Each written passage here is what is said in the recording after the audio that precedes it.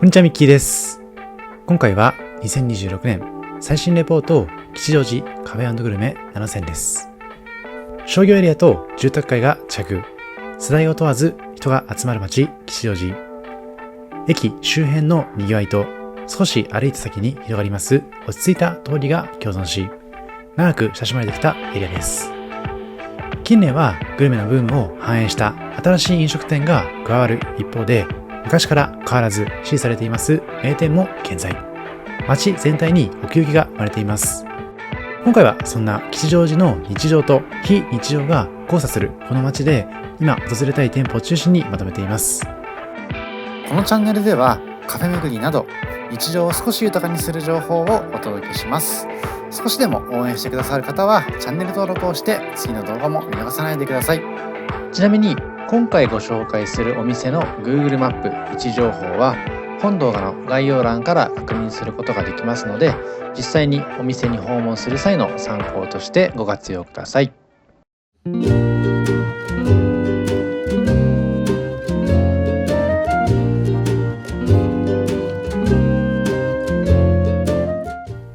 さて、まずはじめにご紹介しますのはメゾンドワッフル吉祥寺。2025年11月、吉祥寺の東急裏エリアにオープンした都内初となる本格ブリュッセルワッフル専門店。ミシュランのレシピを元に開発したケーキのようなワッフルになっています。ブリュッセルワッフルは外はカリッと香ばしく、中はふんわり軽いワッフル生地が魅力。また甘さも控えめなので、チョコレートやクリームなど様々な味付けをしても絶妙にマッチし、不思議と食べ進めてしまう魅力のスイーツです。店内の席は6席程度ととても限られてはいるんですけども、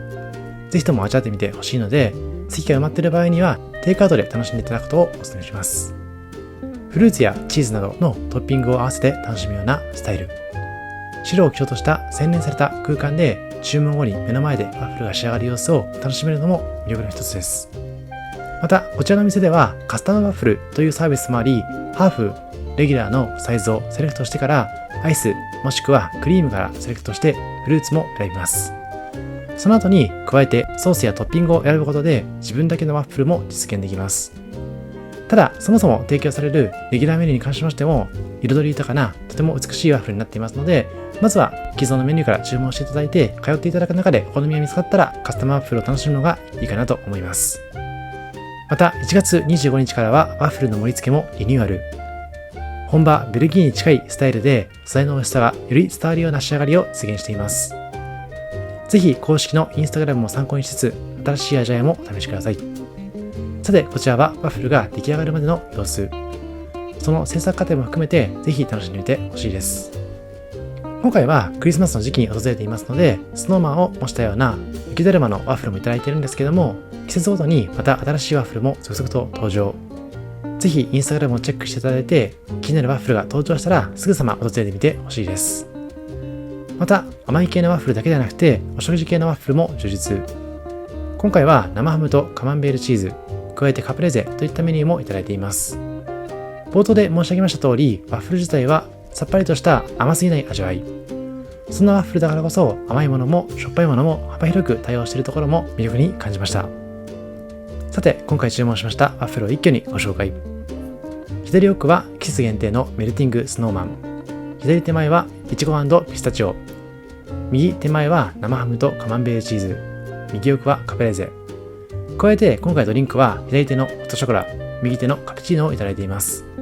実はこちらのお店ダブルサイズマグというサービスがありまして、プラス150円をすることでドリンクをたっぷり楽しむことができます。店頭にあるマグカップから選ぶことができますので、お気に入りのマグカップを選んでサイズアップするのがおすすめです。可愛らしいマグカップがワッフルより仕立ててカフェタイムが充実します。店内の席は限られているんですけども、もしタイミングが合えばダブルサイズのマグカップと合わせてこのワッフルも楽しんでみてほしいです。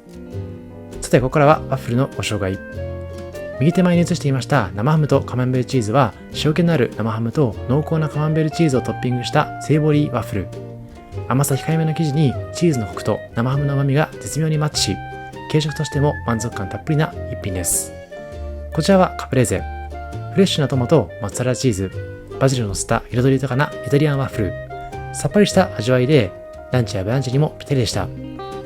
続いてこちらは、いちご&ピスタチオ。甘酸っぱいいちごと香ばしいピスタチオの組み合わせが華やかなスイーツ系。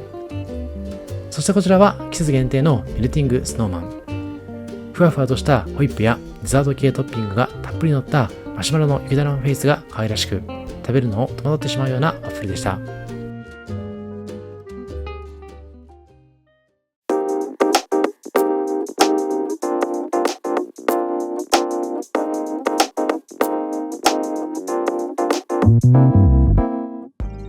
続いてご紹介しますのは、吉祥寺サンロードの人気グルメスポットに登場した中国初のマーラータン専門店、陽国府マーラータン吉祥寺店。こちらは2024年の9月にオープンしていまして、吉祥寺でも連日行列ができるような大人気のお店です。本場中国を中心に世界で7000店舗以上展開する超人気チェーンの日本支店の一つ。吉祥寺駅北口から徒歩3分とアクセスも良く、サンロード商店街で気軽に立ち寄れる本格派マーラータンが話題です。店内は明るく活気あふれる空間で、1階、2階合わせて約65席を用意。1人でもグループでも利用しやすいような設計です。結構行列もできているんですけども、席の数も多く、回転も比較的いいので、意外とすんなり入ることができます。さて、こちら映していますのは、陽国府のショーケースの具材。陽国府のマーラータンは自分好みにカスタマイズできるスタイルが最大の魅力。まずはこちらのショーケースから好きな具材を選び、それをスープで煮込んで仕上げるスタイルです。具材は春雨、麺、野菜、肉、魚介など最大92種類以上と豊富で、選ぶだけでも楽しく、組み合わせ次第で何度でも違った味わいを楽しむことができます。スープは定番のマーラースープはもちろん、辛さも小辛から激辛まで5段階選べるほか、牛骨スープやトマトスープなど辛さが苦手な人向けの選択肢もありますので、誰でも自分好みの一杯が作れるのもポイントです。今回は下から2番目の段階の辛さを選んだんですけども、結構辛かったので、初めての方は小辛がおすすめです。これまでマーラータンのお店だと、私はチーパオに行ったことがあるんですけども、そのチーパオの味わいはピリッとした酸味の効いたスープが特徴なんですけども、こちらの陽国府ではコクを感じつつもしっかりと辛みが襲ってくるような、そんなイメージのマーラータンになっています。本格的な中華のうまさと自分好みにカスタマイズできる自由度の高さで、火鍋の一人版と言われているようなマーラータンをぜひとも楽しんでみてほしいです。さて、そんなマーラータン 100g あたり400円になっていまして、今回こちらは 300g ぐらいで約1200円でいただいています。そんな量の目安にしていただければと思います。先ほどご紹介しましたマーラースープでいただいていまして、野菜の甘みとスパイスの刺激が絶妙なバランス。途中でちらっと映していたんですけども、調味料を手元に持っていただくことができまして、辛い場合には小さな器に調味料を乗せて、そんなごまだれにかけていただいて味わうと辛さも少し緩和されます。ぜひ様々な味わいでリピートしていただければと思います。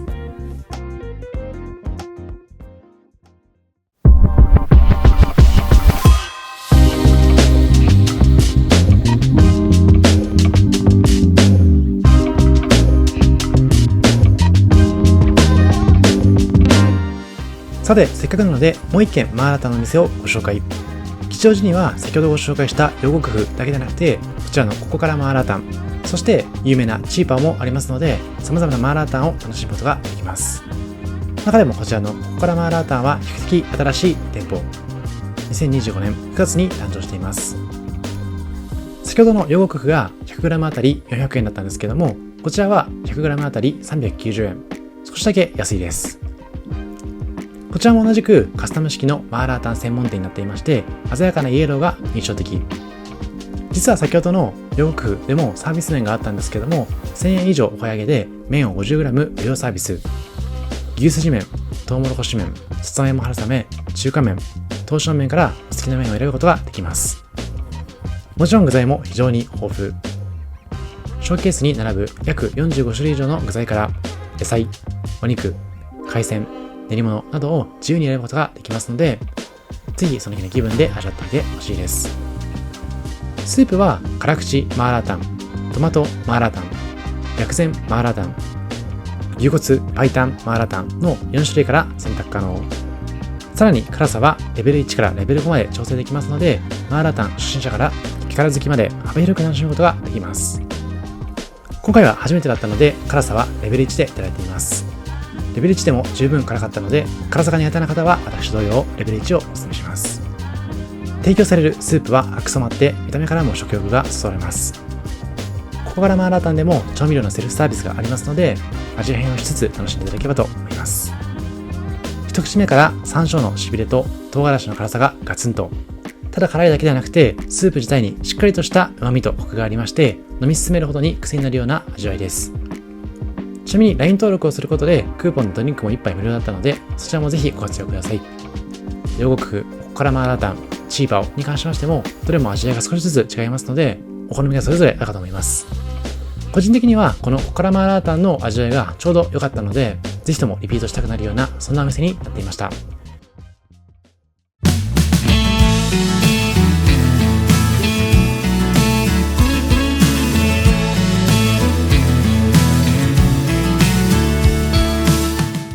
続いてご紹介しますのは、吉祥寺東急百貨店内にあります美瑛。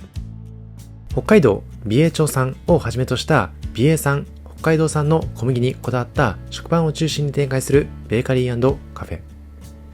食の安全、安心、高品質、味を大切に産地や製法に配慮したパン作りを行っている店です。場所は吉祥寺駅北口から徒歩約5分。東急百貨店吉祥寺の館内にありまして、買い物の途中でも立ち寄りやすく、パンのテイクアウトはもちろんのこと、店内でそのまま味わえるイートインも可能です。百貨店の中という気軽さがありながら、素材にこだわったパンを落ち着いて楽しめるのが魅力です。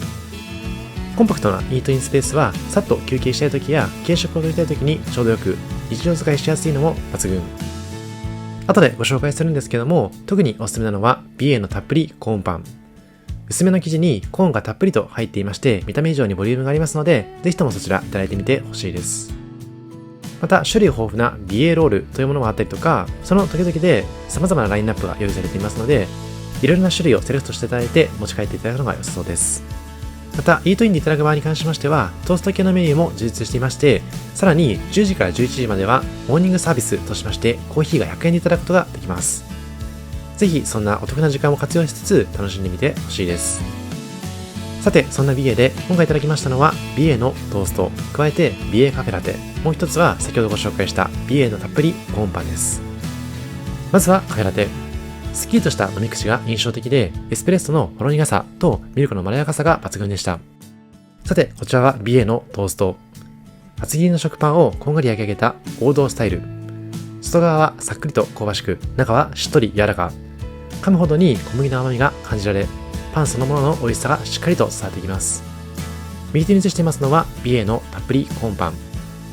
形が崩れないようにプラスチックの容器で包まれていまして、テイクアウトする場合も安心。一口食べるとコーンの自然な甘みとみずみずしさが広がり、小麦の優しい風味とよく合うパンになっています。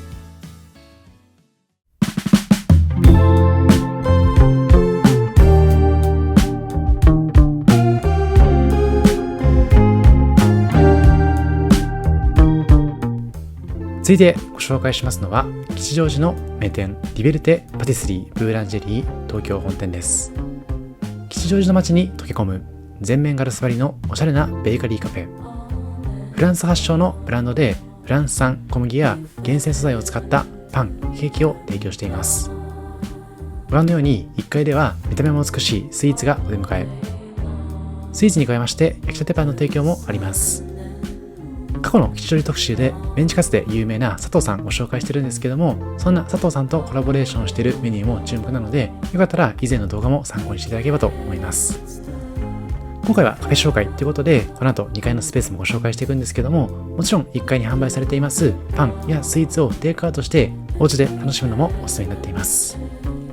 パンは職人がその場で焼くオープン工房スタイルで、作り手を身近に感じられるのも特徴。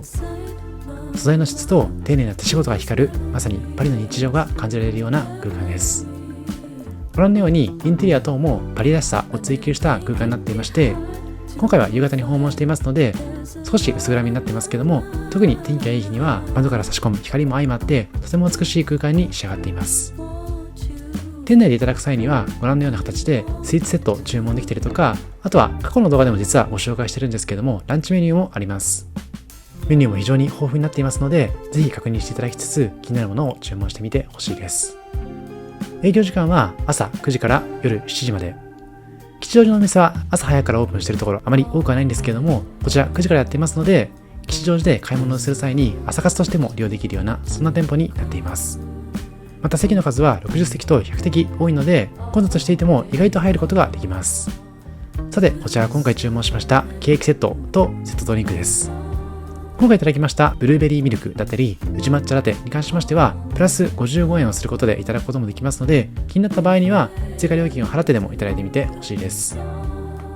さて、今回いただきましたケーキ、まずは奥側から。こちらはフレジエという春を感じさせるクラシックなフランス菓子。ふわふわのスポンジに鮮やかなイチゴと軽やかなバタークリームが層になった一品。手前はモンルージュといいます栗とカシスのモンブランスタイルのケーキ。栗のクリームと栗ペーストが濃厚でありながらカシスの実の酸味がアクセントになっていまして、甘さと爽やかさが絶妙に溶け合います。こちらフレジエを切っている時の様子なんですけども、その断面にも十分に詰まったイチゴがとても魅力的。口に入れた瞬間にふくよかな香りと豊かな甘みが広がり、上質な素材の良さが感じられます。また丁寧に仕上げられましたクリームの滑らかさがフランス菓子らしい本格感を演出しています。またこちらモンルージュは栗のまろやかさとベリーのほのかな酸味が一緒になることで、一口ごとに味わいの変化を楽しめる贅沢なモンブランになっていました。他にも様々なケーキがありますので、ぜひとも試してほしいです。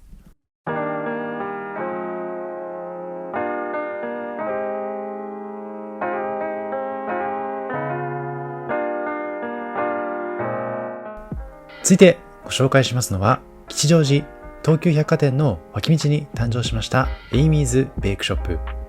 2026年1月に誕生したばかりのこちらの店舗は、登場してまだ時間が経ってないんですけども、すでに行列ができるような注目店です。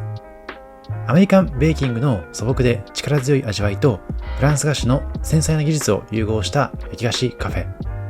店主の吉野さんは会社員時代に建築に惚れてたびたび訪れたニューヨークで現地のベイクに魅力を感じ、2010年に西荻窪にお店をオープン。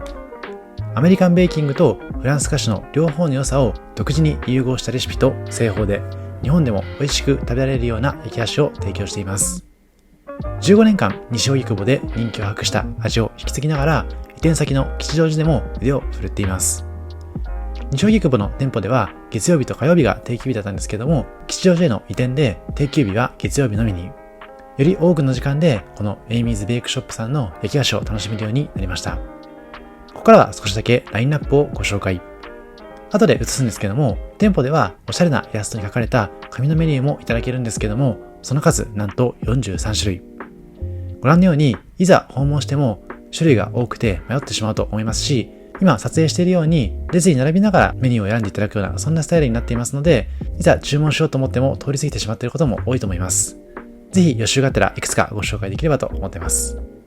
そんな中で先ほどちらっと触れました紙のメニューでは星がついているメニューがおすすめとのこと。ここからは5つラインナップしますので、よかったらメモを取ってください。1つ目はオールドファッションフルーツケーキ。2つ目はマロンケーキ。3つ目はマフィンのブルーチーズ&ピッグ&ソルト。4つ目はアメリカンクラシッククッキー。5つ目はクランブルクッキーのジンジャー&ダーグです。日によっては売り切れになってしまう可能性もありますけれども、見つけたらまず購入していただければと思います。また吉祥寺店ではキャパシティのあるカフェ空間も魅力。今映していましたレンガ調の空間が2階席、シンプルなニューヨークのカフェらしさを感じるような3階席と分かれています。吉祥寺の街並みを眺めながら至福のカフェタイムも楽しめますので、ぜひイートインでもいただいてみてほしいです。こちらが先ほどご紹介した紙のメニュー。イラストもとても素敵なので、これ自体家にも飾っていただけるようなそんなデザインになっていました。またイートインでいただけますドリンクに関しても、コーヒーが焼き菓子に合うような中深入りの印象になっていました。ぜひコーヒー好きな方はそちらも注文してみてほしいです。そんなエイミーズベイクショップさんで今回はエイミーズブレンドとエイミーズラテ、そして焼き菓子としましてはマフィンのベリー&ベリー、パウンドケーキとしてはカプチーノ&クリームチーズ、もう一つはレモンポピーシードをいただいています。爽やかなレモンの香りが印象的で、ポピーシードのプチプチとした食感とレモンの清涼感が抜群でした。もう一つのカプチーノ&クリームチーズもコーヒーの香ばしさをしっかりと感じられるようなパウンドケーキ。手前に映してますマフィンはベリー&ベリー。ベリーがゴロゴロと入ったマフィンで、フルーティーな酸味とほのかな甘みが絶妙。外はしっかり、中はふんわりとした食感で、華やかな香りが口いっぱいに広がっていきます。どれもこれまで味わったことがないような絶品になっていましたので、ぜひこの機会にご堪能ください。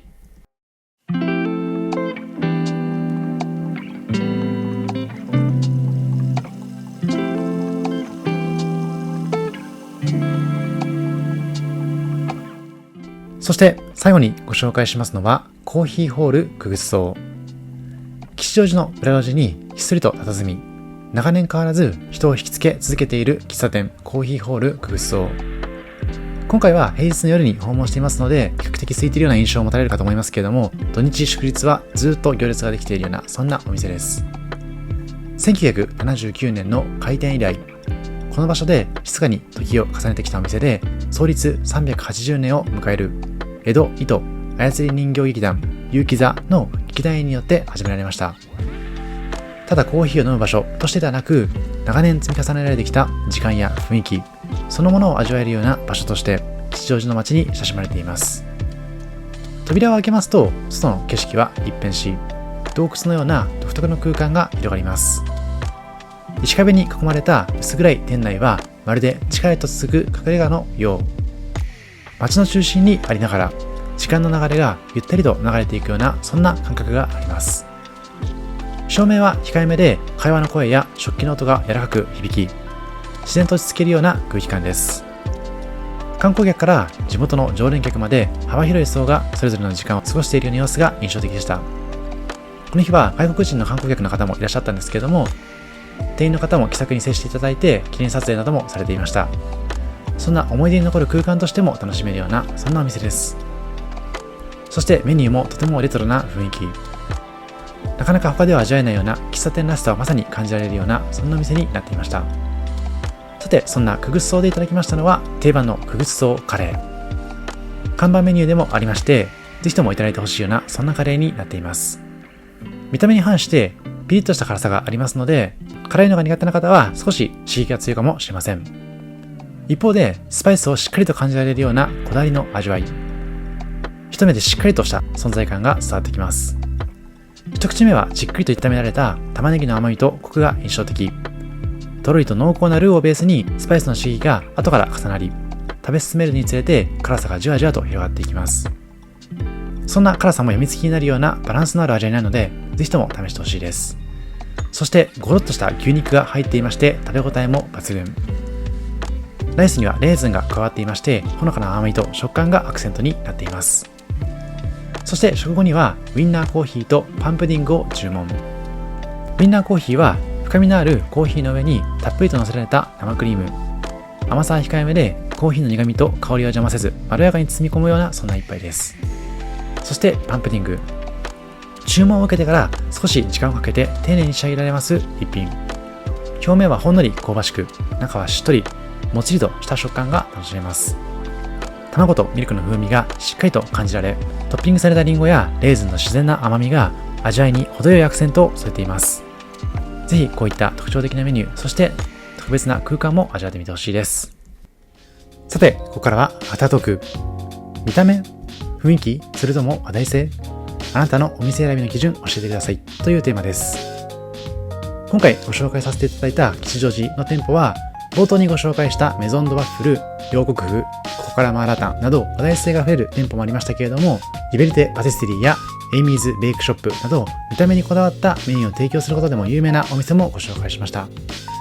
さらにコーヒーホール、クグスソーといった雰囲気が抜群な空間もご紹介していますので、幅広くご紹介できたかなと思っています。とはいえ皆さんの中でもお店選びの基準は様々かと思います。話題性に惹かれて訪れる店舗もあれば、お店の雰囲気が魅力的だと感じて初めて足を運ぶ店舗もあるかと。一方で見た目が美しいフードだからこそイートインだけでなくてテイクアウトでも楽しみたいと思えるような店舗もたくさんあると思います。